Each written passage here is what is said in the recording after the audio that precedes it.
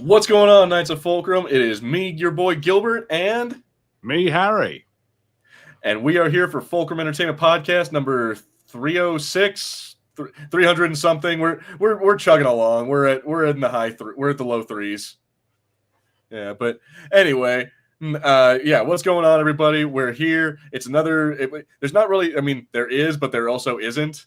There's a lot going on, but there's also just like, I don't feel like doing a review. I don't feel like doing just a one thing. So you know what? We're gonna do one of those. This is one of those months where it's just like week after week of shooting the shit episodes. So why don't we just get on to it? What's going on, Harrison? How you doing? I'm doing good. Yeah, I'm hanging out, watching a bunch of old stuff right now. I'm in that kind of mood. I'm rewatching some classics from my childhood, some old stuff that I didn't see years ago. You mentioned Basket Case. What other but besides like creepy body horror like Cronenberg monster, what other stuff are you watching from your childhood?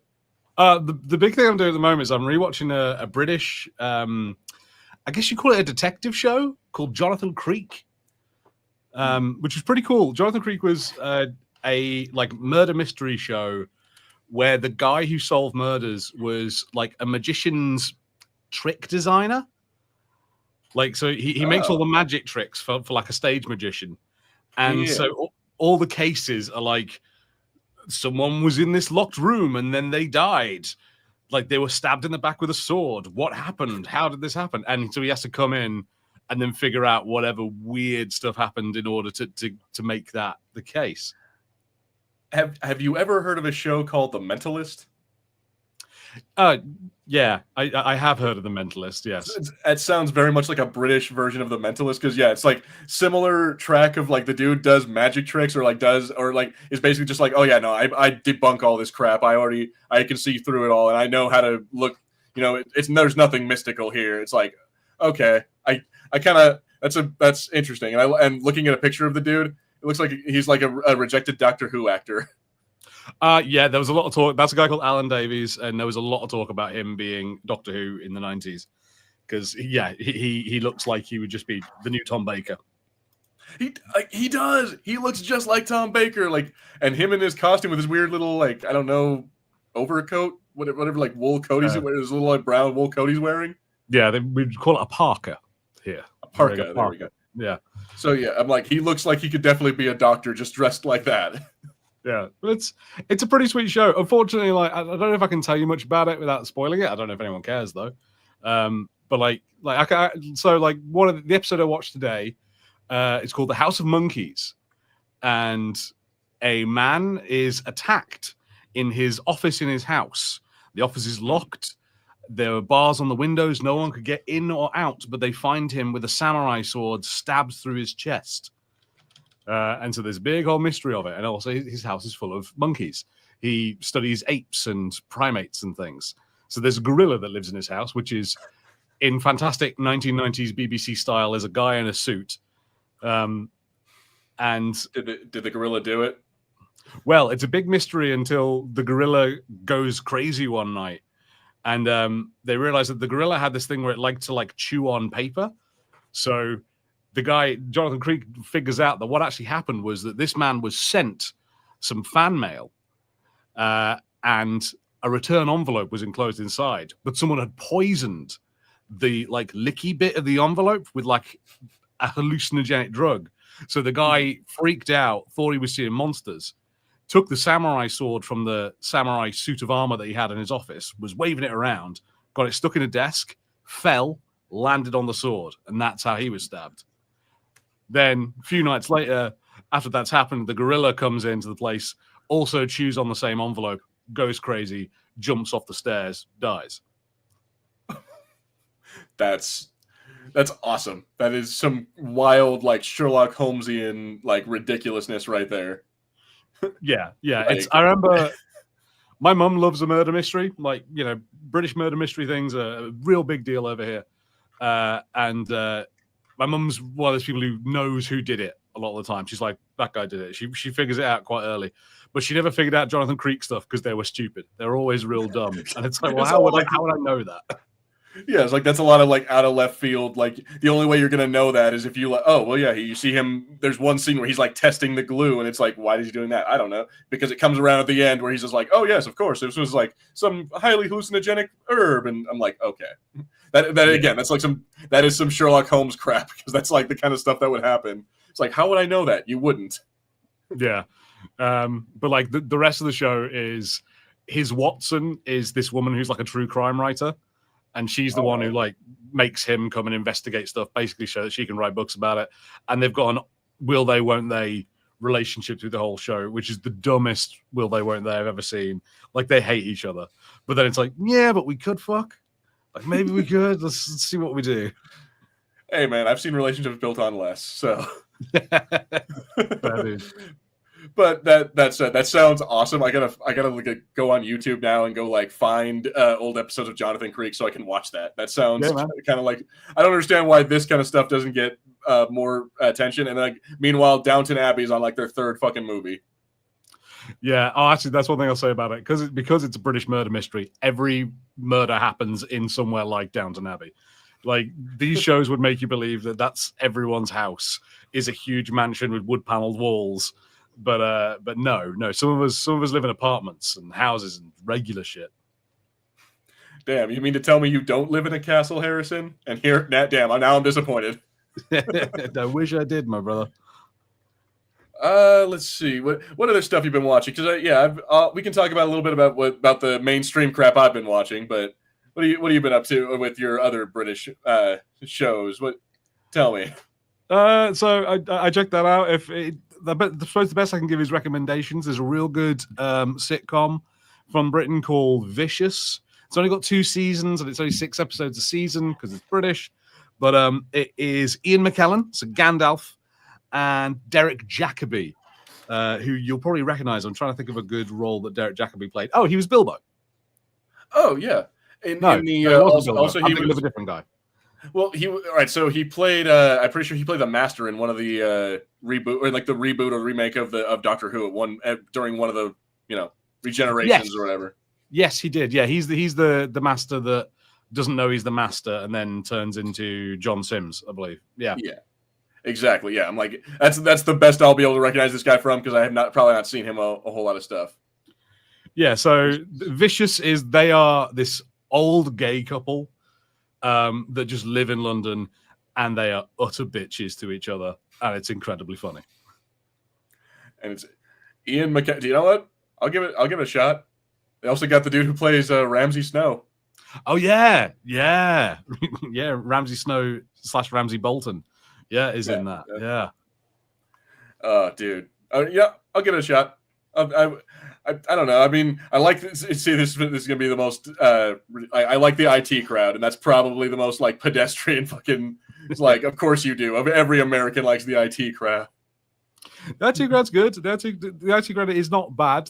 There are some odd things, like little episodes that are a bit weird, but most of it's pretty sweet.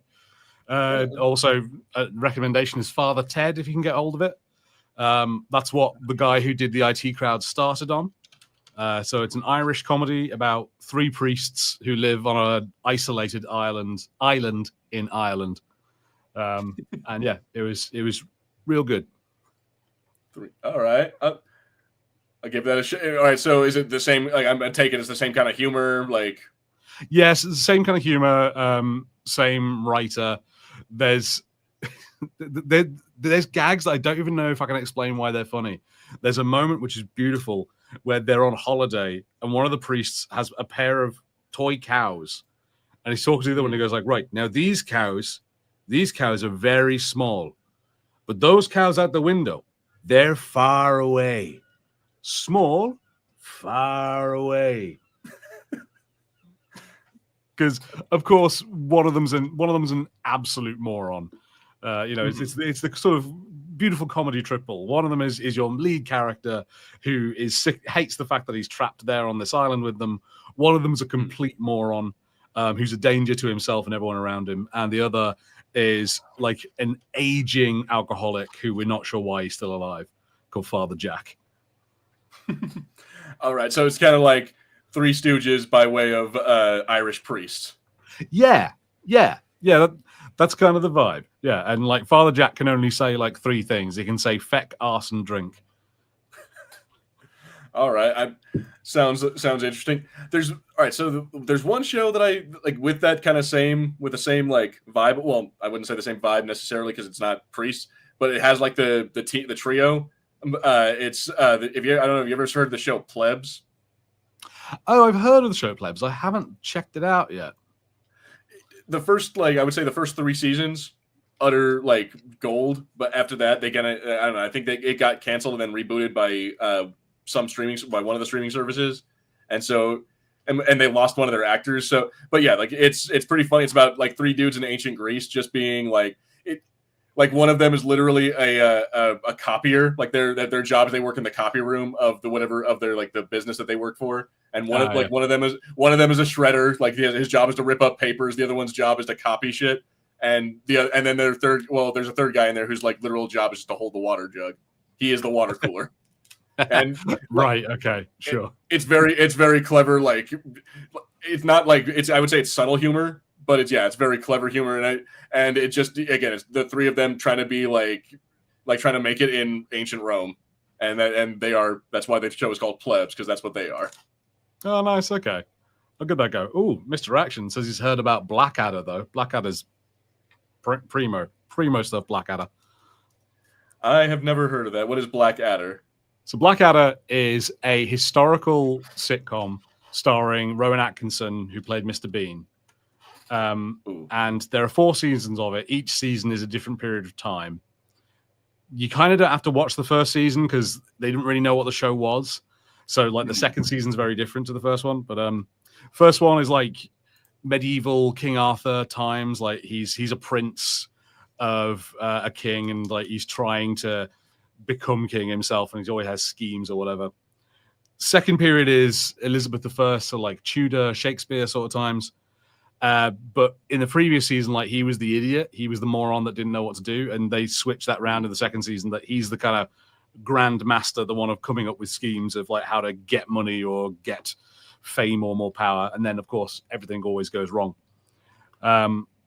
Third season, they introduce Hugh Laurie into the mix, which is always fun. It's in the Regency, which is when I believe it was King George III. King George III famously went mad, and his son had to be put in charge, even though he wasn't king yet. But his son was also an absolute moron. And Blackadder is his butler. And then the 4th season is probably the one that everyone knows the most, which is Blackadder Goes Forth. It's set during the First World War. And Blackadder is a captain during the First World War, and essentially every episode he's trying not to die. He's trying to figure out a way that he doesn't actually have to go into combat until the very final episode when they do go into combat. Everyone dies, and it just switches to being this weird emotional tribute to everyone who died in World War One. It's a bit odd, but it's good. My dad, apparently Mr. Action's dad told him about that show, and he's trying to watch the war season. I'm looking at the cast list for that. So yeah, Hugh Laurie. I see Stephen Fry on here. Fucking Robbie Coltrane. They got Hagrid. Damn, dude. Oh yeah, Robbie Coltrane. Who's Robbie? I think Robbie Coltrane is the guy who wrote the dictionary. I think. Yeah. Says he plays Dr. Samuel Johnson. Yeah, Samuel Johnson. Yeah, which I think is the guy who wrote that famous quote, isn't it? A man who makes a beast of himself gets rid of the pain of being a man. No, yeah, it's a real good cast, yeah. And I think you get Tom Baker in one episode, who's like a ship's captain that tries to take them to the New World, but he likes drinking his piss too much. As one does. Yeah, exactly. It's all perfectly fine. No, and there's a guy in it, Tim McInerney, who's a really good actor. Never really made it that big in the States, I don't think. I can't think of any roles that you would know Tim McInerney from. But he plays multiple roles throughout the show. But in the final season, he's a officer in the army, and he's Stephen Fry's like right-hand man, and he's called Officer Darling.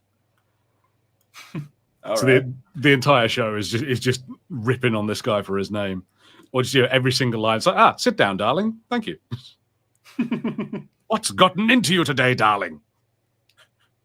That dude, seriously, if you join the military and you have the last name Darling, you're fucked. You might as well just quit. You're not gonna last long.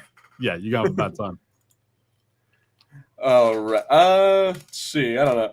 I guess fuck it. I'll you share the last like 4 British shows. I'll just talk about what I've been watching. And then playing. Doing more Breath of the Wild. I've been playing a lot of that. Just beat my first mythical, like the what is it they called, the mythical beast or whatever the hell they're called, or the Oh yeah, which one did you beat? The flying one, the sky one.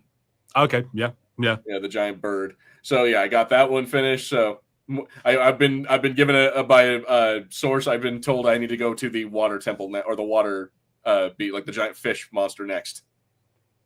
Yeah, the Zoras. It's a giant fish. When's the elephant? Because the elephant that makes all the rain, isn't there? Yeah, I think the elephant is.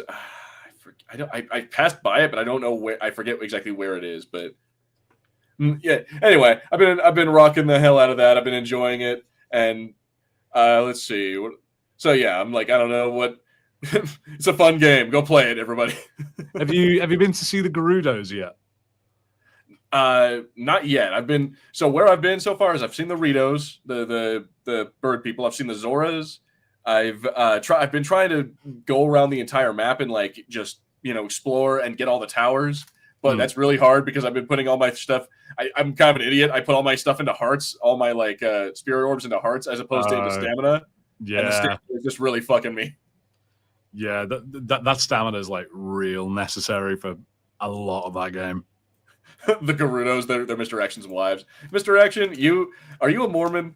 You have a lot of wives, buddy. The Gerudos aren't a bad choice, though. The Gerudos are fun.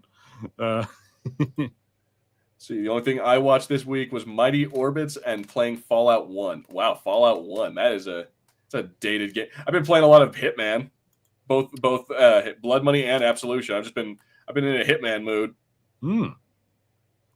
Mr. Action, I remember you mentioned Fallout 1 last week. How are you finding it?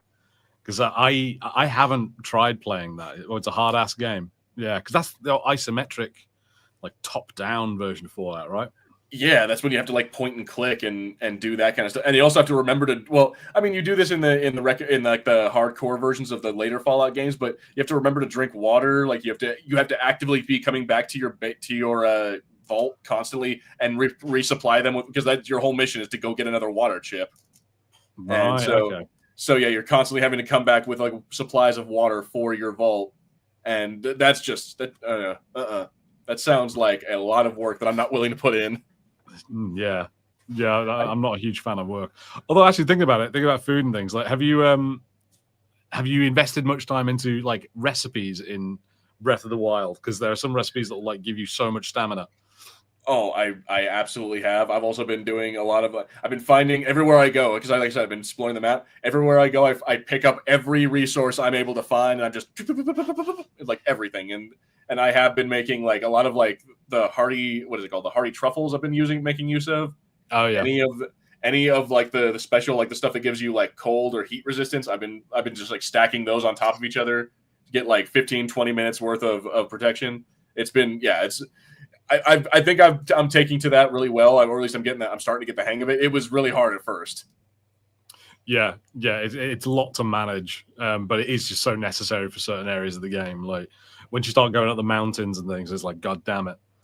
You know what pisses me off, and I found this out after the fact, after like putting like 20 or whatever hours into the game. I am so bugged that like I've looked around everywhere for Epona. But no, the only way I'm able to fucking unlock Epona, the horse from Ocarina of Time and like Majora's Mask and whatnot.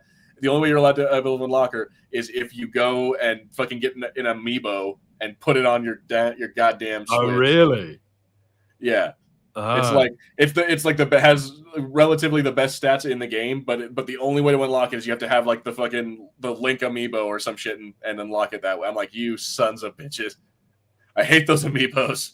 Man. I just went and got Ganon's horse. It's in like one of the canyons or something. You've got to like do a little mission to go find Ganon's. And I think I did find Zelda's horse as well. I don't want Zelda's horse. I don't want Ganon's horse. I want Link's horse. Oh, but Ganon's horse is huge. I love it. It's giant. Yeah, that's fine. I haven't gotten to that. Spoilers, by the way, I haven't gotten to that part, but I haven't even found the Master Sword yet. I'm working on. I think I don't know. I think it's supposed to be in like the Lost Woods, so I got to go find where that is. Yeah, it's in a forest somewhere. Okay. No, I don't think it's much of a spoiler. Like, you can find anything at any time. So, I guess.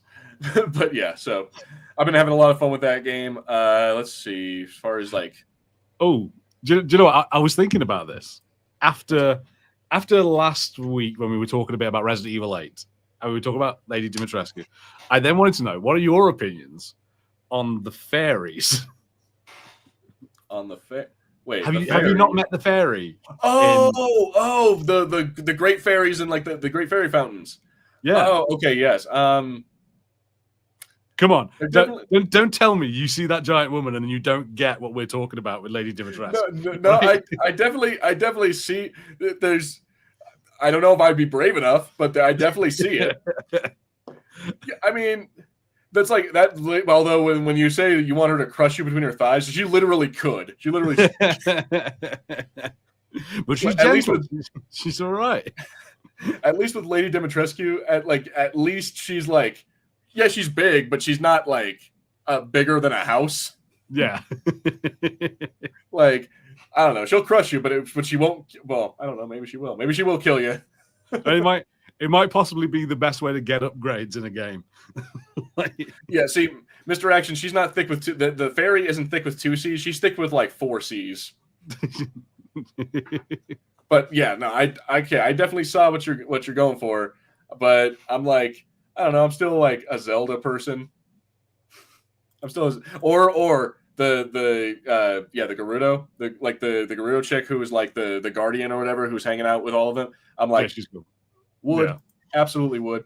Yeah. Let me see here. Real quick, since we're on this segue, I want to talk about it. Did you hear that they announced a Link and Zelda for like live action, for the live action movie that's coming out? Oh, no, I did not. Yeah, yes, indeed. Apparently, let me see if I can find the picture or the names, and then also pictures. Apparently, it was announced that Benjamin Evan Ainsworth and Bo Bragson will play Link and Zelda, respectively. Ah. So I'm again, I will look up who those actors are here. Yeah, they're not names I recognize. That's going to be these two. So yeah, that is your new Link and Zelda, everybody. And I think that is also by choice. That they're saying that they're not names you recognize. I think they're meant to be like new faces that no one's ever seen before. But yeah, so I don't know. Apparently there was like a whole thing about some people like fan casting Zelda, and then when they announced this chick, apparently some of the fans were like, what the hell? We already decided who the next Zelda was going to be. Yeah, because that's how it works. Exactly. But yeah, so I don't know. I haven't heard much about the Legend of Zelda movie, but apparently it got announced, and I guess they're going to be filming it later, either this year or next year. Okay, interesting. Oh shit! Sorry, let me get my Ninja Turtle music off of there. I'm downloading stuff for the last Ronin audio comic. Oh, excellent! It's good to know. Oh, looks like Ben Ainsworth is from the UK. He's been in Emmerdale. Oh, I don't know what that is, but it's a countryside soap opera. Is Emmerdale? Fucking fancy. He's a classically trained actor. I'm like, I don't know. At this point, I don't know how I feel about, because I like the Mario movie, but I don't know how I feel about just Nintendo movies or Nintendo making a whole, like, first, if they make a cinematic universe, just don't. We don't need a Smash Brothers movie. No. Yeah, you're probably right. We don't, but it might be fun. I don't know. It could be fun, but at the same time, I'm like, don't make them all like, all right, don't do it the way the MCU is doing, like, does stuff. Don't be like, we're gonna make Mario, then a Donkey Kong movie, then we're gonna have Link and Zelda over here, we're gonna have Metroid. I'm like, don't do that. If you're gonna make a Smash Brothers movie, just make a Smash Brothers movie and just like go for the goofy, like to go for the wildness of it. You know, some like evil god pulls all these characters from across different universes. Like I don't care. Yeah, I mean, to be fair, like I do think that I think if they did it, it would have to basically be like a Dragon Ball Z movie. Like, just take the Dragon Ball Z formula of just like a tournament of all these great fighters, and they're having to face up against some new villain, and obviously Mario wins at the end somehow by taking an even bigger mushroom than normal. Yeah, and that's probably what it's going to end up happening. Is it has to be Mario because he's the face of Nintendo, so naturally he has to be the one to win. But I'm like, nah, screw that, man. Put Sonic on. How crazy would that be if Nintendo made a movie where Sonic won? No. And then you have you heard there's going to be a My Little Pony live action movie? What? Yeah, my brother makes many strange decisions, and one of the ones he made a while back was to watch the My Little Pony show, and so he's kind of into My Little Ponies. Like, oh, Harrison's brother's a brony. He's a brony. He finds that term offensive. Oh, I don't. You know what? I have a brother who was also into My Little Pony. I'm allowed. He had a shirt that said 100% brony. Yeah, and so apparently there's gonna be some sort of live action film. I don't know how, Mr. Action. I don't know what they're gonna do about it. How are they gonna make it live? I mean, so. All right, so I want to point out I am not into My Little Pony. I don't watch My Little Pony, but I am aware of, like, I guess in one of the newer, like, early seasons of the last like 5-10 years, they had them like go to a high school and turn into human girls. Yes, yeah, and they have toys of. I see their toys every now and then in the store. Like when I'm grocery shopping, I see like there's like a toy in the toy aisle. There's like a fucking My Little Pony thing, and it's like one is like it's like no bullshit, a little horse, and then like a Barbie doll. Yeah. No, the Equestria Girls, I believe they're called. That's what it is. Yes. Yeah. So I like they're going to do that. This. Other than, I guess, yeah, they were just like, people don't care about ponies anymore. These girls want dolls now. Let's make dolls. Exactly. Well, horses? Who gives a fuck about a horse? Yeah. I don't. Mr. X says I don't have faith in a Zelda movie, but I'm glad they cast unknowns. I see. I used to watch My Little Pony when I was a kid. Oh, Mr. Action was a brony too. I think they'll pull a Lion King 2019. Oh, CGI horses just flying around in a real world. I don't know what else you could do. I don't know why you'd want to. Like, I understand the Minecraft movie was like against all odds a success, and I don't know why, but a lot of people liked it, and it made a significant amount of money for how much it cost. But I'm like, I don't think that means that you should just start turning every little thing that kids are into movies. Like, yeah, G.I. Joe, Transformers. To be fair, I think maybe the thing with Minecraft might be a good thing, because like I think they're changing how they're acting with, like, you know, adaptations of other stuff, because, you know, like, I don't want to be like, oh, it's because they don't respect the source material, but, you know, I don't think that Michael Bay cared at all about Transformers. You know, he was just like, I'm going to make big, like, blockbuster action movies that can have like fancy cars and big explosions and robots, and people will go watch those. Whereas, like, you know, the Minecraft movie is like, it seems to be like it was a movie made for fans. Like, you know, it's full of Minecraft memes.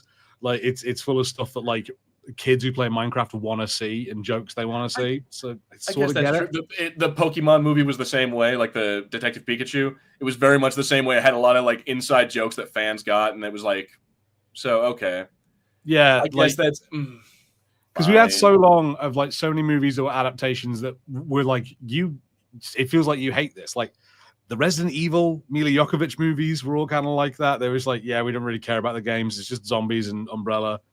And then they did it again with Monster Hunter, where they just made another one of those Resident Evil movies, but said it was Monster Hunter instead. And loads of the adaptations like that were like that back in the day. So maybe if it is more just like, yeah, it's all just like, you know, in jokes for the fans and things that they like, that might work better. I guess I just don't know. What in jokes would My Little Pony have? I don't know. Derpy hooves, I think, was a thing I saw. Like, Yeah, I don't know My Little cross-eyed. Pony enough. Like Derpy hooves. I mean, I recognize that reference. That's enough of a deep cut. But yeah, let me see here. I don't know. Yeah, like there's a My Little Pony movie being made. I'm pretty sure they're working on Sonic 4 right now. Yeah, no, that's the whole thing. Let me see here. What they're one supposed to be. Oh, sorry, they're supposed to be doing a new Resident Evil movie. So there's a director who made a movie called Barbarian, which is really good, and he's made a movie that's out in the theaters right now, which I haven't seen yet, called Weapons. You might have seen it's got Benedict Wong and Josh Brolin in it in the trailers. Oh, they're like the weird zombie movie kind of thing. Yeah, so that's come out, and Mr. Action, this one talk about. So they're doing this new Resident Evil movie, and they said we already saw Leon's story in the games. So I don't know exactly how to take that statement, like, because for one way, I'm like, do you know what? Maybe that's a good way to do it. Of like, we're not going to worry about this story because we will get something wrong if we tried to just do it, or tried to recreate the games. I'm like, yeah, I think that makes sense. Also, obviously, games are hard to adapt because if a game is 6 hours, getting it all down into or like even just 6 hour cutscenes. Yeah, no, you have a Last of Us situation where it's like, or at least Last of Us Season 2 situation where there's a lot to cover and you gloss over a lot when you end up doing that. Yeah, exactly. And so I think if they stick to like the rules of Resident Evil and the lore of Resident Evil, but do an original story, I think that would be cool. You could do a lesser known thing. You could do like something with Hunk, or just other people from the RPD.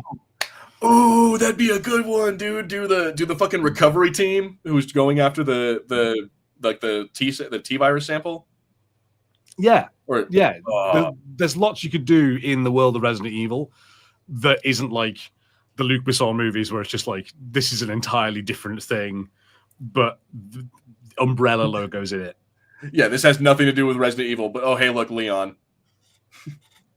And I mean, I appreciate that if they're gonna have a bad story, at least they put actors that look like the characters in there. Their Wesker looks like Wesker. Their Leon and Ada look like that. The only ones I don't think looked like it was Claire and Chris Redfield. They look off, but that's me. And this is across like 4 or 5 different movies that I've watched these. Also Nemesis. Their Nemesis looked fucking awesome. Their Nemesis did. I mean, there are some limits to the giant rubber suit. That I watched that movie recently. Actually, I saw it on like. Yeah, that was the thing that I was watching that movie and I was seeing more things that annoyed me, like how the costumes for the Stars guys are really accurate to the game. I'm like, oh yeah, that's actual like Stars uniforms, but none of the Stars other than Jill are in this movie, even though we see like none of them are the actual characters from any of the games. Wasn't the dude Carlos, or who am I? Carlos is in it, but he's not one of the Stars. Carlos is from Nemesis. He's like he's one of the Umbrella guys that goes in. That's right. That's right. He's not one of the Stars. He's one of he's one of Umbrella's like team or what? Yeah, okay, yeah, no, you're right. Yeah, but yeah, like they hang out with a Stars member, and he's not any of them. Like if they wanted, the actor, I can't remember the actor's name, big black guy. They could have race him. You could have said that was Barry Burton, and no one would have cared. Like it would have just been fine. But they don't. He's just like a new character. Nah. Okay. Yeah. But so it's not like I agree. Although that said, I will take this opinion to the day I die that I believe that Resident Evil Apocalypse was probably the best Resident Evil adaptation they've done out of those like 6 movies. It's like the best they could have done. Out of those, yeah, because like the first movie, I actually it's probably my favorite of the movies because it's more like a zombie movie to me. Like I just think it's more like a creepy horror movie. Like whereas this Apocalypse gets into weird action movie territory. Like when Mila Jovovich is doing some crazy shit, like drives that motorbike through the church window and then shoots it with bullets that have the Umbrella logo on. I was like, this is so dumb. I mean, no. So that's the thing, is that when she fires it, that's the dumbest thing about that is when she fires it, the bullet flies out of the gun with the casing still on it, and that's the casing that has the fucking logo on. And I'm like, that's not how bullets work. Yeah, it's just stupid. And like, and there's no reason why she would be there, because like when we last saw her, she was like naked in the streets, like looking for clothes, and it's like, oh, I know that Jill Valentine needs help. So Mr. Action says, hot take, we need more of that because The Last of Us is just a shot-for-shot remake rendering of the show, pointless because you could have just played the game instead. Well, the first season is, but I feel like it's the delicate line, Mr. Action, is that's kind of what fans want. On the one hand, they want a lot of nostalgia. Like they want a Minecraft movie where it gives them like a lot of nostalgia and a lot of inside jokes and stuff that's tailored to them. But then they also want, like, when it comes to like stuff like Resident Evil or like The Last of Us or Halo or whatever, what have you, they really want, like, if the Halo show was literally just the video games, but in live action, I guarantee you they would have done so much better than it did. Like, but when they add in all this weird like nonsense, I don't know, it doesn't work to me. I think it works better with The Last of Us than a lot of other video games because The Last of Us is so story driven and it's about, you know, like that particular story. It's not one of those games where you feel like you've made the story through playing it. You know, it happens and you experience it. So yeah, I sort of see it as like a good way to bring like a decent story to people who aren't playing video games. But I also agree with you. Like, it seems a bit weird to have just shot for shot, like this is exactly what the story was. Fair, yeah. I guess you got to take, like, at least make a few changes or like some difference, like something that, like, one thing I think is really good. So I think that is like, so Mr. Action mentions it here, and they did the same thing with Cyberpunk and Fallout. I think Cyberpunk and Fallout are like two of the best video game adaptations because they don't have to do anything with the main story. They are their own thing. So, like, they are kind of connected to the story, but at the same time, they are their own thing, and they just, you know, they are independent from, you know, the characters of, at least for Cyberpunk, from of V or like Johnny Silverhand or any of that stuff. They are completely like irrelevant to that. I completely agree. Like, I think Fallout is great for, you know, it takes the lore and the world and all the rules of Fallout, but then just makes a story with it, which is kind of, it's sort of good. You can do that with a game like Fallout. You know, it's an RPG, it's open world, it's about like what you choose to do in the game. So you can have lots of different stories going on in that world. It's really nice to see. Yeah, for something more narrative driven, I don't know what you do. Resident Evil, I do think it's better to make a different story, because I saw someone talking about it and mentioning that it's very difficult to make like a full Resident Evil story because the story keeps going in the games and the story keeps getting dumber as the games go on. I mean, I don't know whether I'd want them to do this, but I'd honestly probably watch a film adaptation of Resident Evil 7. Like, I think that'd be damn good. I think that would work well, is especially if you try to do, if you do it like a 2-hour horror film with werewolves and Lady Dimitrescu and all those other dudes in there. I can see that working, but I don't know.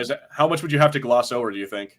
I mean, I'm not talking about 8. So that's 8 with Lady Dimitrescu. 7's the one where you're in like Louisiana and you're in. Oh, that's right. That's right. It's the redneck family. That's right. Never mind. It's the redneck family. Yeah, it's way easier to do. It's just a straight horror movie of, you know, like woman has gone missing, you know, and a guy goes to find her and then gets captured by this creepy family. I think it's way easier to like compress down into a movie. You could probably cut out the bit where you're just on a boat for no good reason. Which, yeah, I don't know if you know much about the game, but at one point you're just on an oil tanker that's in the swamp somehow. All right, so that's what I was gonna. I think that was my next question. Like earlier on, I was gonna ask. So, what movies would you want to see, or what games would you want to see turned into a movie, or how would you do it? And shit. So, all right, Resident Evil 7 then is your. Maybe Resident Evil 7, or to be honest, I want to see a Resident Evil movie that is like about the OG games. So, you know, I've heard some people say like you could do a good adaptation of the very first movie, just, you know, of like people going around the mansion, discovering different mysteries, sort of unfolding it. They kind of tried to do that in Welcome to Raccoon City, which I think if it had a budget would have been great. I really liked a lot of that movie, but it's so low budget and the effects are terrible. it makes it. I've kind of still hard to never watch. seen that. I've still never seen it, but I've heard it's somewhat of a cult classic with some Resident Evil fans because of how what is it true to like the story it is. Yeah, like because it smashes the first game and the second game together. So there's some stuff in the story that doesn't entirely work. Like instead of it being sort of one happens after the other, the movie suggests that it all happens at once. Okay.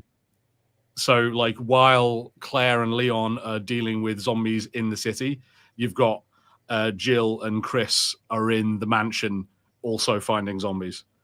All right. But I'd say it works out.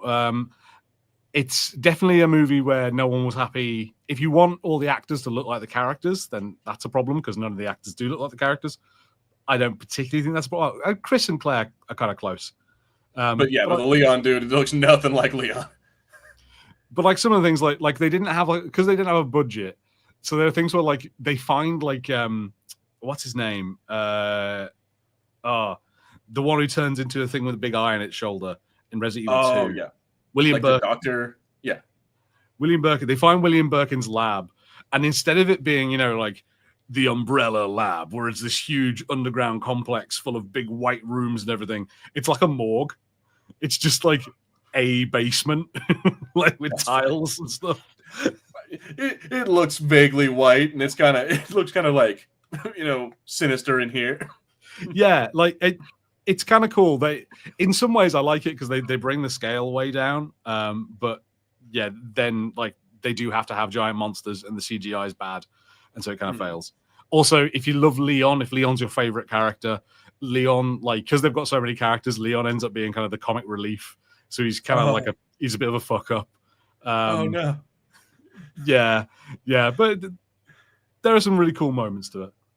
I mean, Leon is my favorite character. I mean, and I think that's because my first Resident Evil game, like my introduction to the series, was Resident Evil 4 on the old GameCube. So Leon is by far like the coolest character to me from now on. But yeah, no, that's sad. Although that said, in Resident Evil 2, he's not exactly he becomes a badass, but he doesn't start out that way. He is kind of like he's the rookie. He's like in over his head. No one ever wanted this to be their first day. But that's what's happened to him.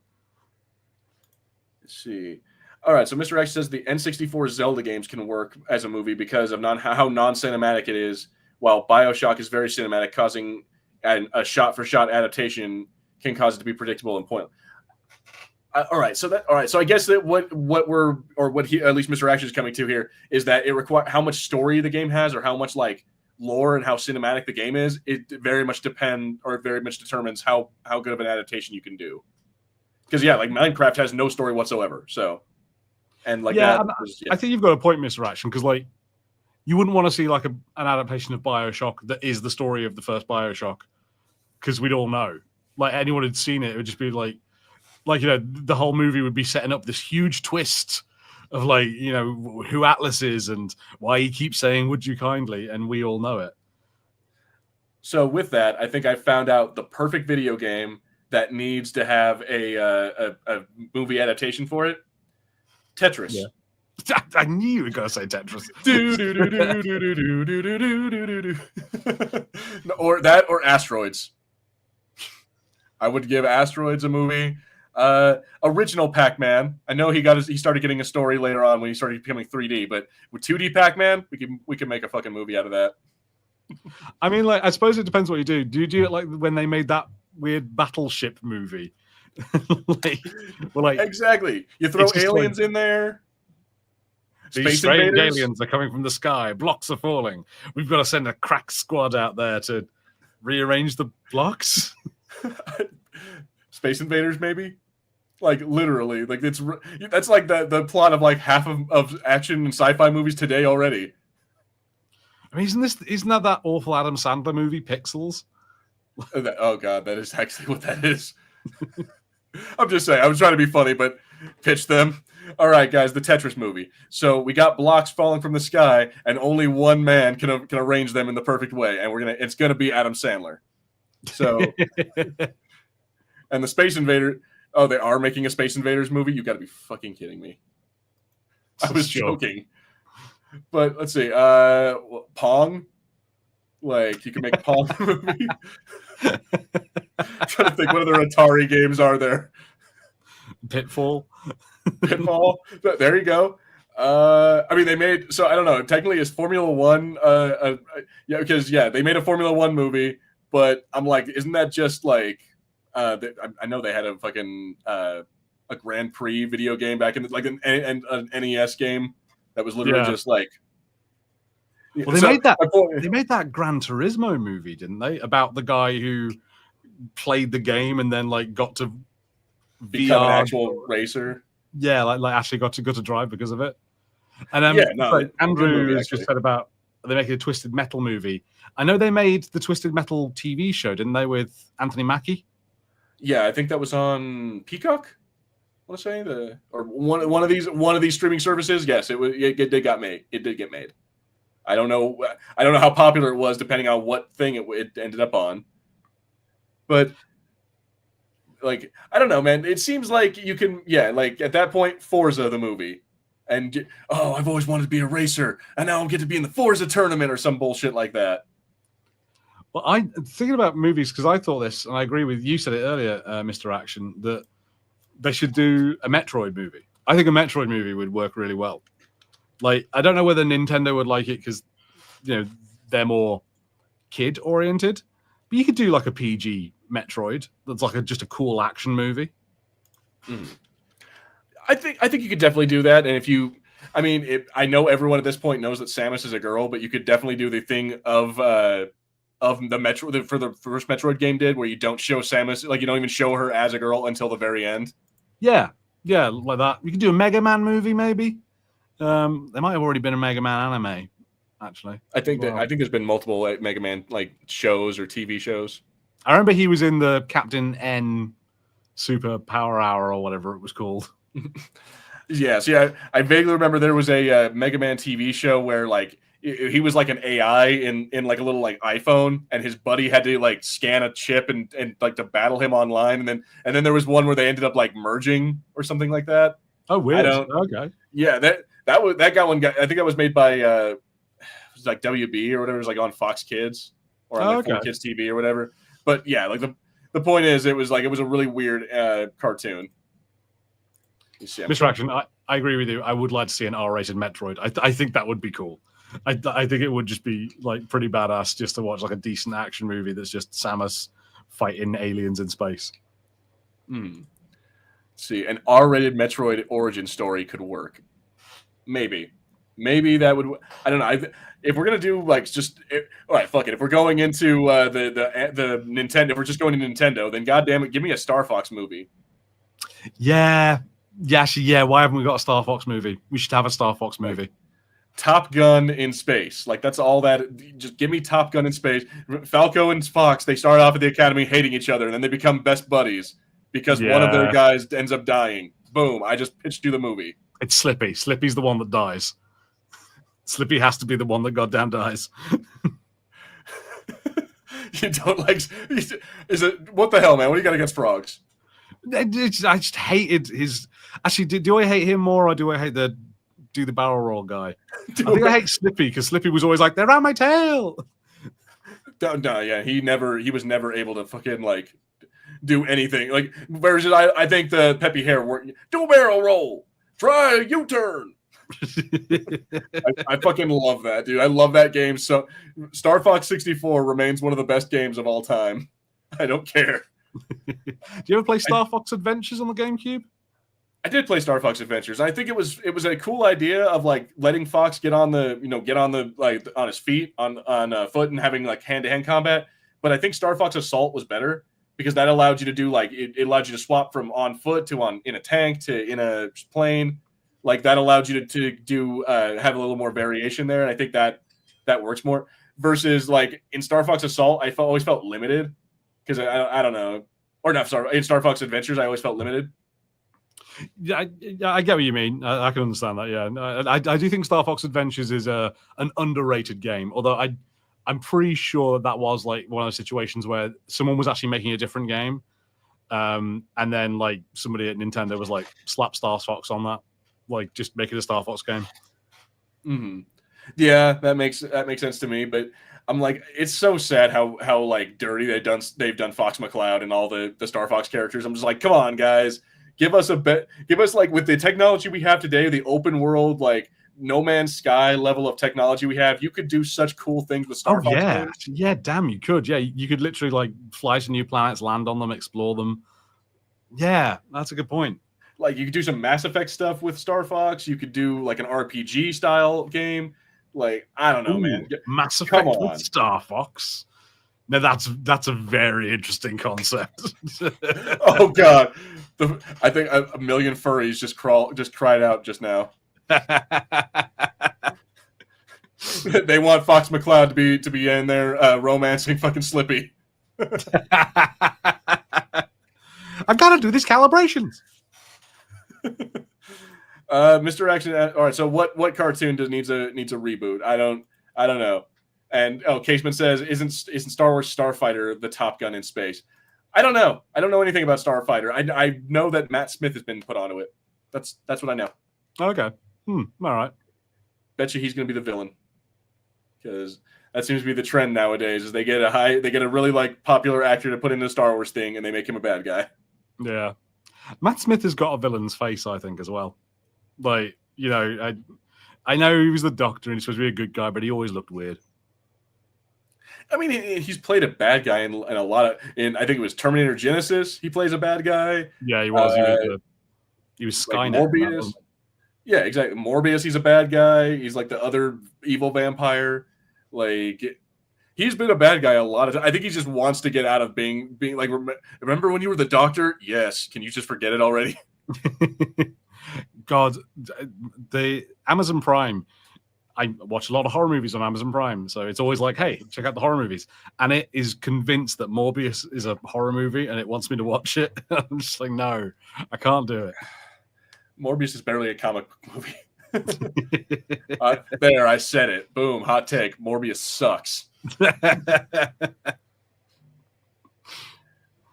So yeah, I don't know. Let's see what I'm trying to think of, like where we could go with it, because I mean I think we pretty much talked the video game movie thing to death. What other stuff do we? I don't know, or you have another idea? Because we stuck sort of to the Nintendo kind of area, but I was trying to think of like other like real classic video games that you sort of believe could make a decent adaptation, and again sort of sticking to that like. What's the point in the story? Like, for example, like I don't think there would ever be a reason to adapt Detroit Become Human as a movie. Fair enough. Yeah, that's already a movie. Yeah, that and the whole thing with that. And although interestingly, of course, that came out actually. I think I might have missed it. Has it come out yet? The Until Dawn. They've done the Until Dawn movie. Oh god, dude, I've watched clips of that, like 2-minute clips of those different things. That has nothing to do with the fucking game. It shows the guy in like the creepy like mask and the overalls.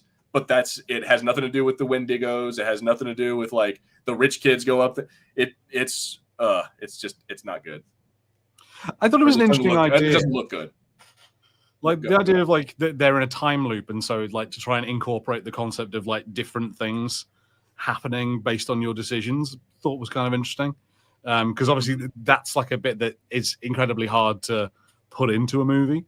Although unfortunately we'd already had the Groundhog Day horror movie, which was Happy Death Day, which was fairly good. I quite like Happy Death Day. It's more of a comedy, but it's decent. Yeah, see, I feel like there's a lot of just since you bring that up, the Groundhog Day thing of like time loops and stuff. I feel like there's a lot of ways you could do this. So, because have you ever seen the Edge of Tomorrow, like the Live Die Repeat movie? Yeah, that's great concept. Same exact. He's just Groundhog Daying it and getting better and better. I'm like, you could do that with a lot of different genres of like movie or like show, and I wonder why people don't do that. I think some of them they have. I can't remember what it's called. Like, it's a place name, and it's got Andy Samberg in it, and he's like trapped in a loop. It's like a rom-com. That's right. It's I think I know what you're talking about. It's got like J.K. Simmons in there and the girl from How I Met Your Mother, the mom. Yeah, and like, I think she's also in a loop. Like they discover they're both looping the same day. That's right. You're right. I have watched that one. I don't know. I guess they are out there. They're just few and far between. They just don't make them like every day. And I wonder, because it feels like that's just a great concept that you could do with like whether it be horror, action, comedy. Like there's a lot you could do with that idea. Yeah, absolutely, yeah. Mr. Action was the game doesn't give you second choices though, right? So the movie gimmick makes no sense. I think it's all the concept of like you can replay Until Dawn to see what happens to the story when you change different choices. Yeah, and like what the Until Dawn the game has to deal with was like the idea of the butterfly effect, and like doing one thing will like cut off something later on, or it'll like mess. Yeah, like doing one choice will affect it later somehow, and so yeah, it was the idea was to go back and do different choices and see what you would do. But then again, that's true of all these different games, like Detroit Become Human, Until Dawn, like The Quarry, all the Dark Pictures anthology. That's the whole point of those games, just replay value to see what the different endings are. Yeah, exactly. One thing I'll say about the Until Dawn game, though, is I really hated was the PlayStation bullshit where you had to keep the controller steady, because if you moved it even a little bit, it's done. And I'm just like, screw you guys and your like overly sensitive controller. Oh, is it like if you move it to one side or the other, it just makes the choice that you moved it towards? Well, yeah. So basically, what it says is just don't move, and so you have to like lock up your arms and like just completely like not move, because if you move the controller even like even the slightest bit, it rattles the like I think it was sensing it through the what's it called, the 6-axis. Yeah, exactly. So yeah, it was doing that. And so like if you move it even the slightest bit, it'll go off and the monster will kill you, and it does that at least like 20 times throughout the story of that game, of like the characters just like, don't move, don't breathe, like just stay still. And if you move, like I did that and I'm just like, oh fuck, I put my controller down and it's like, oh, you moved. Fuck. It's like I hated it so much. I'm just like, fuck this game. Shit. I think they improved on that when they ported it to the PC, because obviously it doesn't have that functionality. Like my Xbox controller doesn't have that, but still, it's an annoying thing that I'm just like, fuck you guys, and trying to be immersive. Here's a game I'm interested to think if anyone thinks it could be adapted. Could you do a Metal Gear Solid movie? I don't see why not. Yeah, I think you could. You would have to cut out a lot of bullshit. Like, cut out all the ridiculous, like, philosophical conversations that characters have and all that sort of stuff. But I think you can make a cool movie of, like, Snake just sneaking around and destroying Metal Gear. In that vein, I've always wanted them to make a Splinter Cell movie, because I think that would just be better. I think Sam Fisher would be a cooler character to have, and if you got Michael Ironside to voice it, like just make it a CGI, like a 2 hour and a half like animated film. And I think we could do either way, but yeah, Splinter Cell or Metal Gear Solid, because they're basically the same game. Like they're more or less the same mechanic of just like stealth and occasionally run and gun. Yeah, I think like I don't know. I'm not a Tom Clancy guy, so I like the weirdness of Metal Gear Solid. Like I think it'd be fun to have like the strange themed villains in it. Like the Psycho Mantis and the Olga Raven. And Roll the Ocelot and all that stuff. I suppose you have a point there. Yeah, like when it comes to Metal Gear is much more like a fandom thing, whereas like it feels like Splinter Cell is kind of more is like that's something your grandpa would read, or like that's his thing he would be into. Yeah, and Tom Clancy. If you ever read the Splinter Cell books, dude, they get into some ridiculous like detail that does not need to be there. This is the exact gun that he's using. He's using this. Yeah. These are the sights that he's using. This is the night vision he's got. Yeah. Exactly. The 5.56 NATO round assault rifle had blah, blah, blah, blah, blah, blah. Yeah, I'm just like, okay, dude, I get it. You know a lot about guns.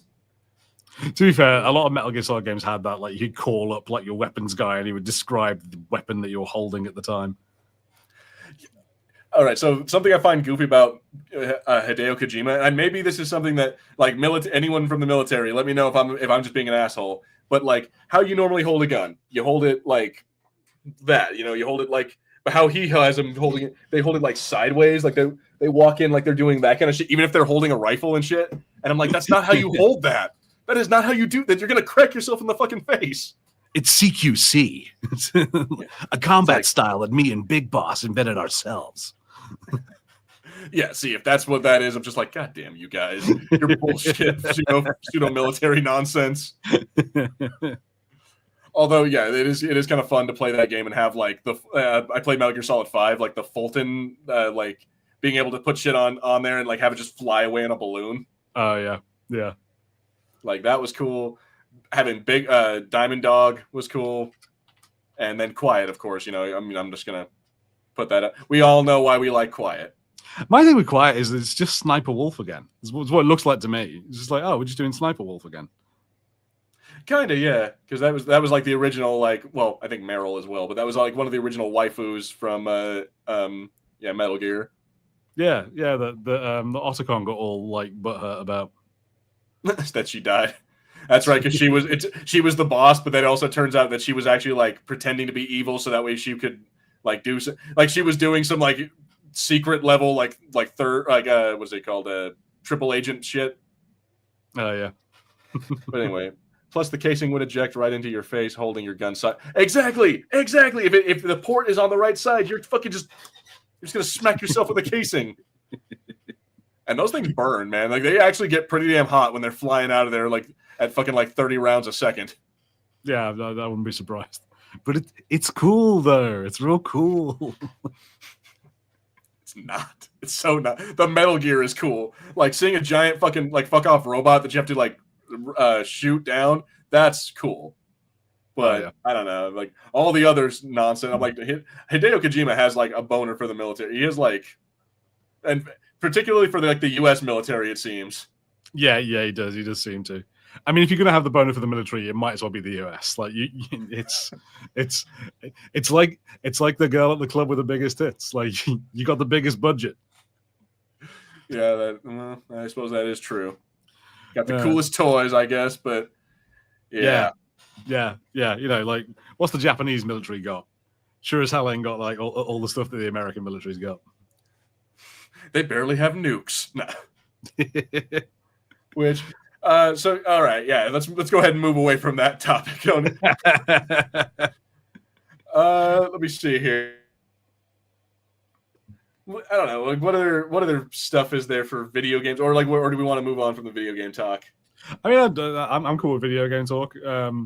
Like I've been rolling around this idea that you said, Mr. Action. If I agree with you that like a BioShock adaptation of that story wouldn't be good, but I do kind of think like a Fallout style, like the Fallout show, BioShock show or movie could be kind of fucking awesome.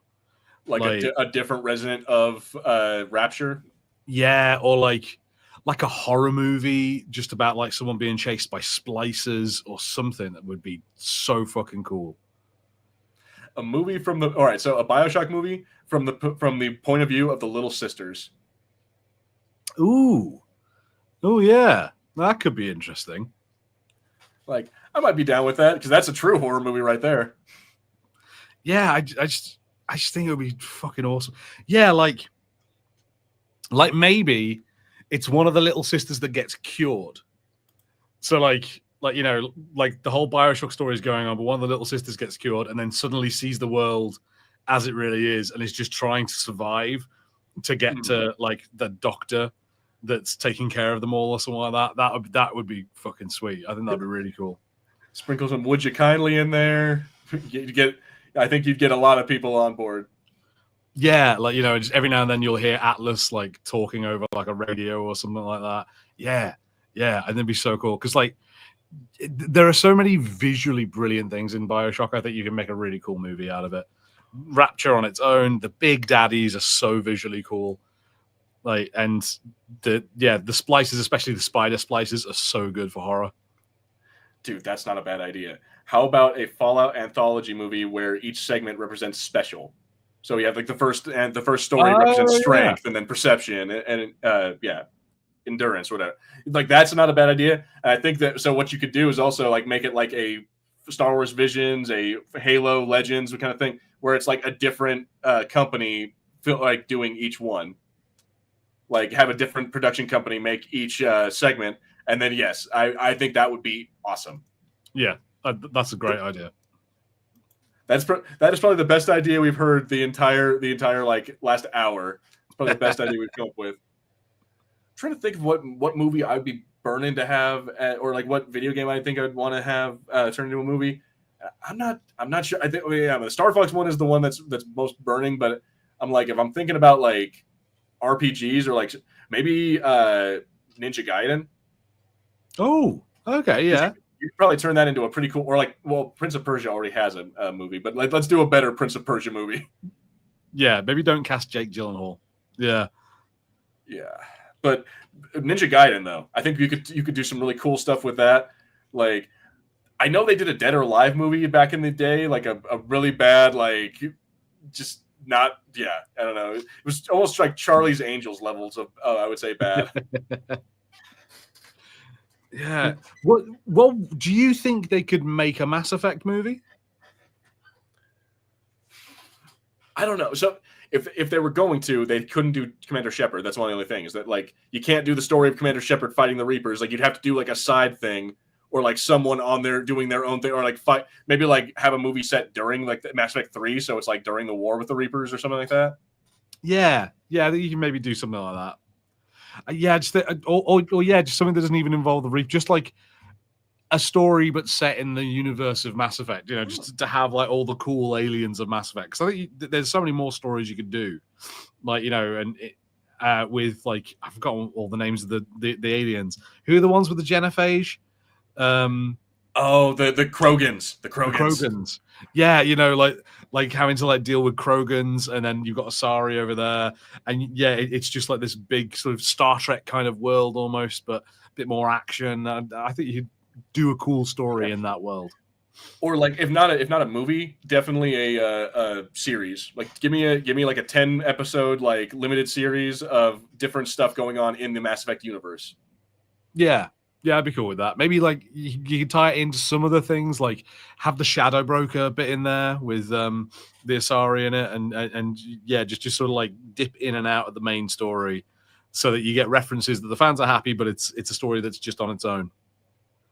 Yeah, exactly. Have like Liara Tassoni show up during one of them. You could have characters from the Mass Effect universe show up and like make an appearance, but don't necessarily have it be about them. Mm. But let me see here. So, Mr. Action, you know, we should let you cook because he comes with another topic. Says, how about a reverse topic? What media, comic book, movie, or anime deserves a video game adaptation? Personally, and so they're already talking about doing this one, but I think the the last Ronin deserves a video game. I think Blade needs a new video game these days. Like I know they already announced this one, but that one's in production hell. So I'd like them to release a Blade video game because I think that'd be cool. Oh yeah. A Green Lantern. You know what? Why haven't we gotten like a Green Lantern beat 'em up yet?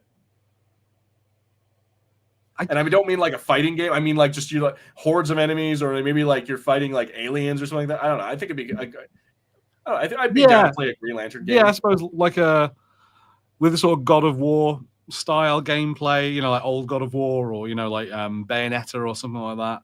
Like exactly. Yeah.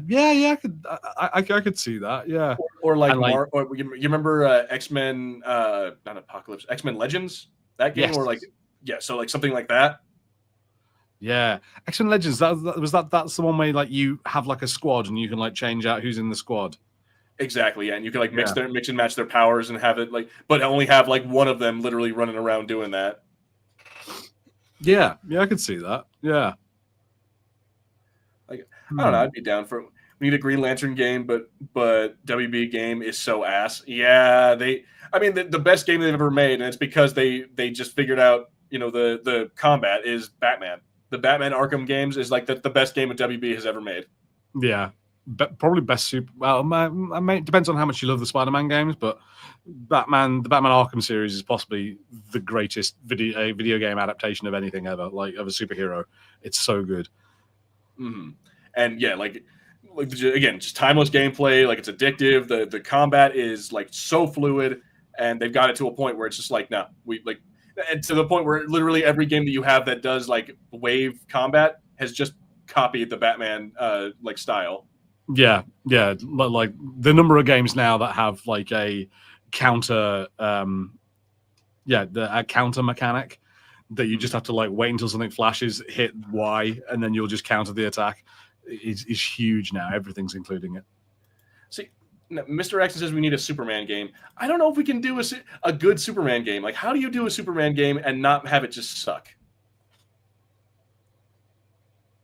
Like, yeah, because like if you can, it would suck if you couldn't fly. Like, so you need to be able to like fly, and then you're essentially invincible, but I guess you couldn't be for a video game. You need to have like super strength isn't too bad because like every video game character seems to basically have super strength. You could probably do it. Argue they have kryptonite. They have kryptonite bullets. I need to make sure I don't take too many hits or some shit like that. Like, fine, argue something like that. But I'm like, I don't know. It's hard to make a game with a character that's invulnerable by their very nature. Yeah, something at least where like maybe you're not on Earth, you're somewhere else. Under the red sun. So a Superman game where he has no powers.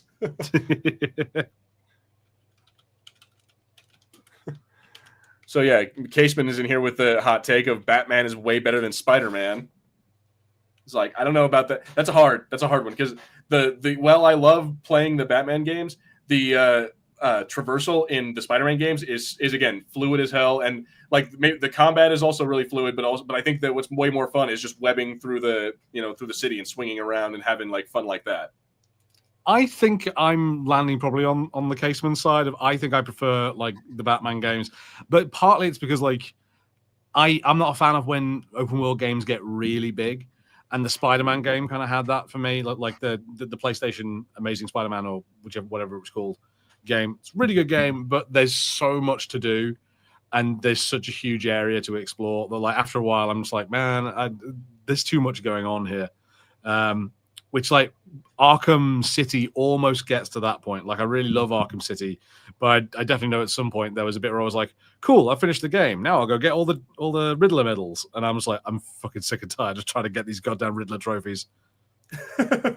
Yeah, that takes a long time. I think at least for Spider-Man, the doing all the street crimes was annoying. Like having to that like you have to do them when they pop up because if you just leave them, it gets tedious later on. Yeah, that's a real pain in the ass. Says he got bored playing Spider-Man.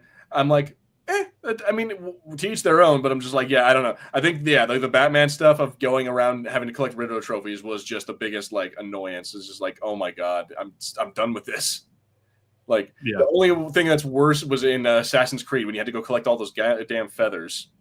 Oh, fucking hell. Yeah, no, I've never really gotten on with Assassin's Creed game. That is part of the reason why. DC needs to outsource their games and be free of WB games. Maybe. You know what? I think you're right because they were talking about doing a Wonder Woman game for a while there. And they were. And that just disappeared off the face of the earth, and now we just no more word of Wonder Woman. So I think that's just like, guys, you need to get better at this. I don't know how you can pop out a fucking animated movie every like 2 weeks, but you can't seem to fucking make a game. I kind of want another Punisher game, or a remake of the old Punisher game, at least. Like, because I loved that game, and I think it would just be kind of real fun to do one now. I mean, we've also talked about Daredevil games. Yeah, a Daredevil game would be. I mean, it feels like it would kind of be one of the Batman games, basically, but with instead of detective vision, you have like your radar vision. True. What were you gonna say before that? The Punisher thing would be really cool. Like, I think partly because like now, I remember at the time. Do you remember there was that whole thing where when you were torturing people, if like you killed them, the screen would go like white. That was like a censorship thing they did because otherwise they weren't going to let them release the game. I think it would be cool. I feel like censors now are a bit more like, nah, adults can have really fucked up games. So I think like a high res, like messed up, violent Punisher game would be awesome. And it's all about like just improving weapons. Like there's just permanently like breakable objects around you that you just grab and smash into people. I think would be ace. See, that'd be kind of cool. I make it kind of like the way that Punisher is in the Brenthal, like in the Netflix and like Disney Plus stuff, where he's like picking up weights and shit and having to hit people with that, or like picking up a sledgehammer or whatever. Like, I think that you're right. That'd be really cool. And what they should do is get like either the company, like the developers who made the Sniper series, or the fucking guys who are from NetherRealm to help them like do, because when he hits someone in the head with a sledgehammer, that's not just gonna like you get the X-ray shot. That would be quite tight, actually. That would be kind of cool. Like, and maybe take a little like a Hitman sort of attitude with it, of like, okay, like all it is this is a building, this is your target. Here are the people, there are some people you shouldn't kill, but everyone else is free game, and you work your way through that building however you want to, like just using like all the multiple like environmental things or whatever weapons you brought with you. Oh, Andrew said a John Wick game. John Wick game would be tight. So I'm gonna tell you guys something like you might not have already know, or might not know. There actually already is a John Wick game. So it's called John Wick Hex, and basically what it is a top-down. It's a turn-based kind of thing. It's kind of turn-based. So what it is it has a timer, and like every move you make will bring the time down a little bit until like the action has to be made or whatever.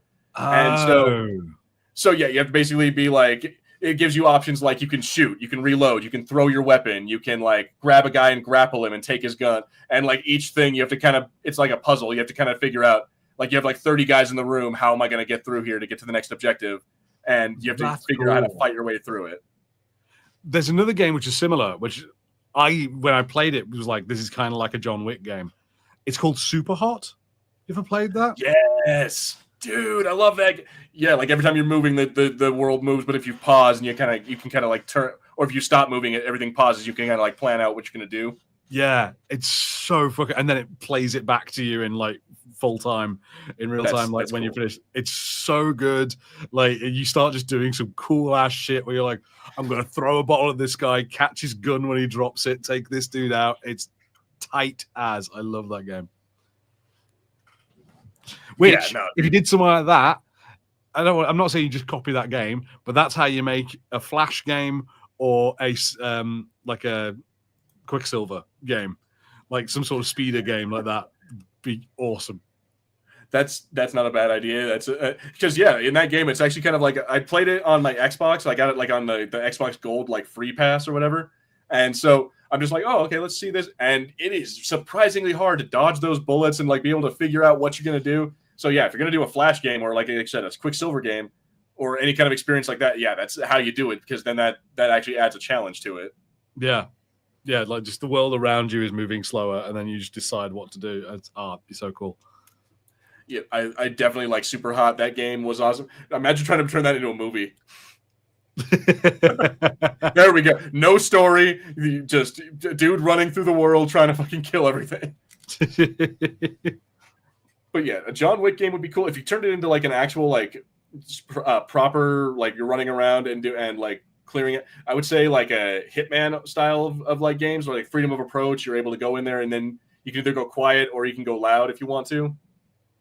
Either that, or I remember thinking this when I was watching one of the movies, that you could do like an Arkham Asylum style combat thing, where it is like, you have options to shoot and do other stuff, but like you can just counter people that are coming towards you, or like this button is like a melee gunshot, which is like up close, or this button is actual like melee attack.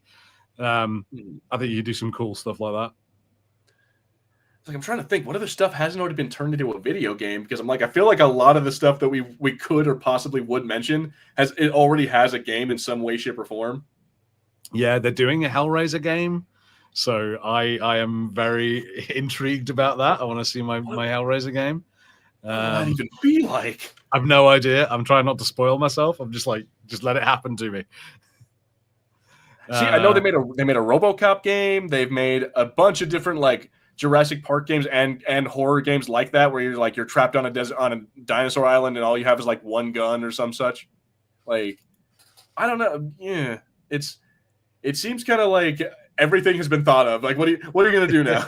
Well, that's it. And then I'm worried like you end up in like indie game territory. Like it's just like, it's a walking simulator, but it's based on the Grand Budapest Hotel or something.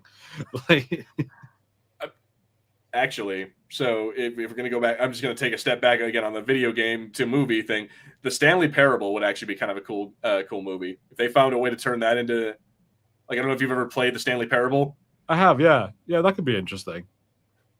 Like, because that game has a lot of different it's subtle stuff, but it has a lot of like interesting philosophy that it's talking or it's dealing with like the nature of video games, like what like us as the player, what we're doing, just pressing buttons and being Stanley and shit like that. Like, I don't know, we as the player are Stanley because all we do is press buttons and we're just wasting our life away, but it's enjoyable to us. I don't know if this would work, but could you make a Portal movie? Yeah, I can't imagine why you wouldn't be able to. Like again, like while it has a significant amount of lore, if you play like the what's it called, the the other game, the Black Mesa, fucking yeah, what is it's a Half-Life. Half-Life, there we go. If you play the Half-Life games, apparently there's a lot of like lore that goes between those two. But yeah, but just like as far as the story of Portal, you wake up, you're a test subject. You wake up in the chamber, you fight GLaDOS. Like you could definitely turn that, like add a character for Chell, like actually allow her to talk and make a story for her, and there you go, man. You could make a Portal movie. Yeah, and I feel like maybe if you focused on Portal 2, because then like you've got like Cave Johnson as well, like so bringing all that stuff because the Cave Johnson dialogue with Simmons, J.K. Simmons is fantastic. It's so good. If life gives you lemons, make lemonade. Fuck that. You throw the lemons back. You demand to see life's manager. Make incendiary lemons. I'll get my R&D guys to make incendiary lemons that go to your house and burn it down. It's like, dude, that's awesome. The guy loses his fucking mind and being able to, like, I think that'd be great. And you could still have J.K. Simmons be in that or like have voice roles in there.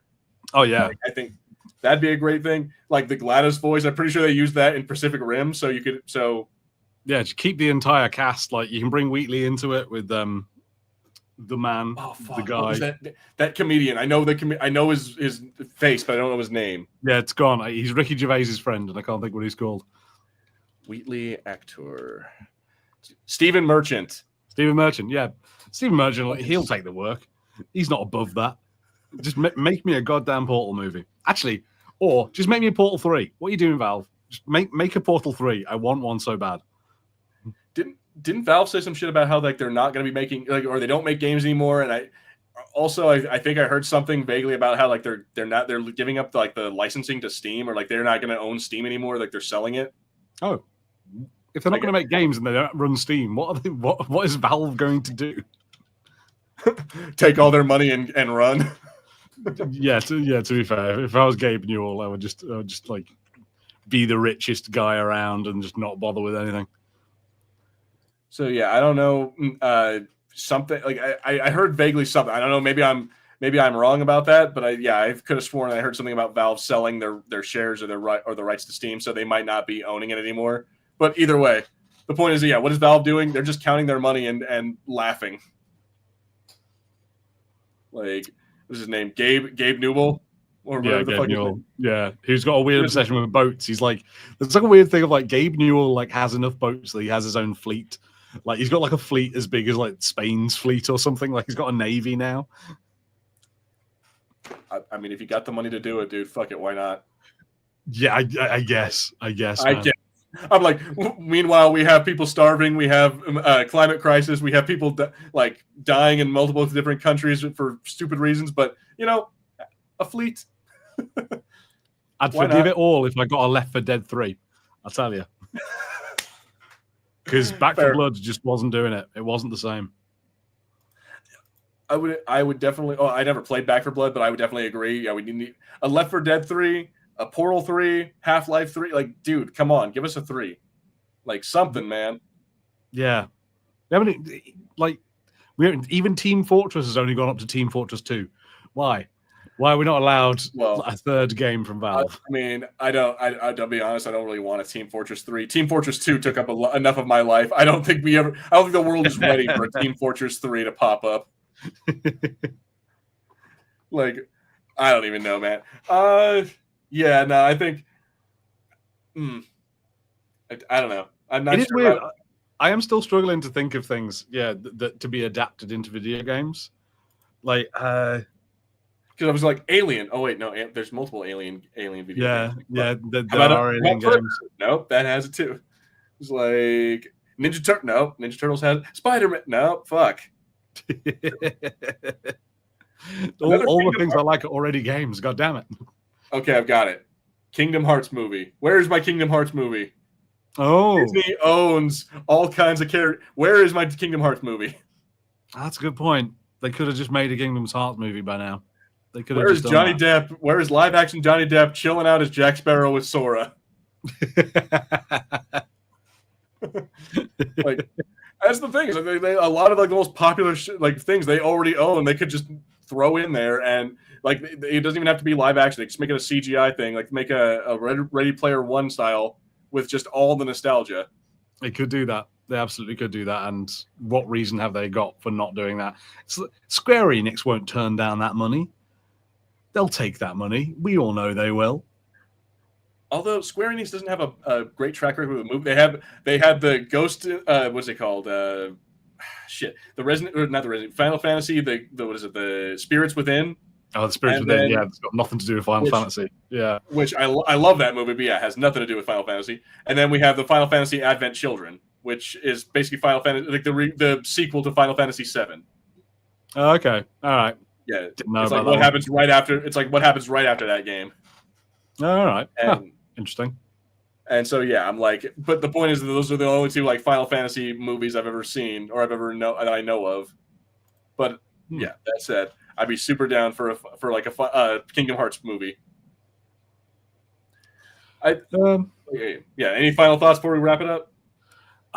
Yeah. Unfortunately, I'm really mad because I feel like I should be able to go like, yes, all of these things should have video games, but actually either it'll be a terrible idea or there already is a terrible video game. Like Watchmen had a bad video game. Like they've had everything. Did Watchmen have a bad? Oh my god! Yeah, it's got like a beat 'em up where like you play as like Rorschach and Night Owl. I think it's sort of like a prequel. It's like when they used to work together. Oh, like fighting gang crime and shit. Like, okay, yeah. As a tie-in, I guess I could see that, but still, though, it's not really like a good video game. It's just like I don't know. It's one of those tie-in, like movie tie-in games that it's just like, oh yeah, I'll play it. I liked the movie. Why not? So, damn, they have made, I guess, a Full Metal Alchemist. If you're into anime. Oh yeah, maybe. Yeah. Cowboy Bebop video game. Oh, what about a Death Note video game where it's like a puzzle game. It's all about racking up points for how you kill people. Okay. I gotta see Death Note video. I gotta see if there's already is a Death Note video game. Let's see. Ooh, yes, there indeed is on Steam. God. Death Note what? Killer Within. What? Says Killer Within is an online social deduction game for up to 10 players. Play with it and be split into 2 teams with different objectives. It seems like a Among Us with more steps. Yeah, it's Among Us. Okay. Maybe I was thinking more like, do you remember that DS game where like you had to solve puzzles by like writing like an item and it would just appear, and then you'd use that item and like you could usually solve everything by summoning Cthulhu. Scribblenauts? Yeah, something like that. Yeah. And you just do that, but like you just write in how someone dies, and it's like you've got to kill people to solve certain puzzles. I mean, I think a Death Note like RPG game would be kind of cool. Like playing a story mode as like not necessarily as light, but you're someone who just finds the Death Note and you get to decide what you do with it or how you use it. Yeah, that could be quite cool actually. Yeah, and like there's like whole things of like if they're getting closer to catching you, and like there's sort of stats for like you killed too many people that are like obvious, so now we need to like move it back. Exactly. Yeah, I think that'd be kind of cool. That might be kind of an interesting like because if you do that, maybe have like different endings where like maybe one you get away, one you get taken down, like one you get arrested or some such like that. Like I think that you could do. Yeah, you could definitely do some stuff like that. I think that's. But on that note, I think that's where we're gonna wrap it up because we're just about at the end here. So this has been a hell of a cover. I love how we just spent like 15 minutes talking about like some British TV shows, and then like the next like hour and 15 talking about just video games we'd love to see as movies. I think I'm gonna change the title of this podcast or of this episode of this week's episode. I'm like, this wasn't just shooting the shit. This was what video games do we want as movies? Yeah. Like, where's my Star Fox movie? God damn it, Nintendo, do something with Star Fox, Nintendo, for the love of God. So yeah, but all right, guys, I think we're gonna wrap it up. Thank you to Mr. Action for being here and giving us some ideas for a conversation. Thanks to Andrew, the Caseman 007. Like, thank you guys all for being here. I think that was pretty much the only ones who were commenting, but anyone else who was in here, thanks guys for being there. Make sure you like, subscribe, comment below. Anyone else who's jumping in after the fact, and make sure you like or you check us out next week because we'll probably be doing another one of these where we're just talking crap and just talking about stuff we were watching or stuff we would like to watch. But Harrison, anything you want to talk about real quick before we go? No updates from me at the moment. So yeah, nothing from me. Sorry. All righty, and yeah, be on the lookout for stuff that I'm editing slowly. It will be out soon, I promise. Maybe not soon, but you know what I mean. But anyway, guys, as I said, be on the lookout. We will see you. I've been Gilbert. I've been Harry. And this has been the Fulcrum Entertainment Podcast. We will see you all next week. Take it easy, everybody.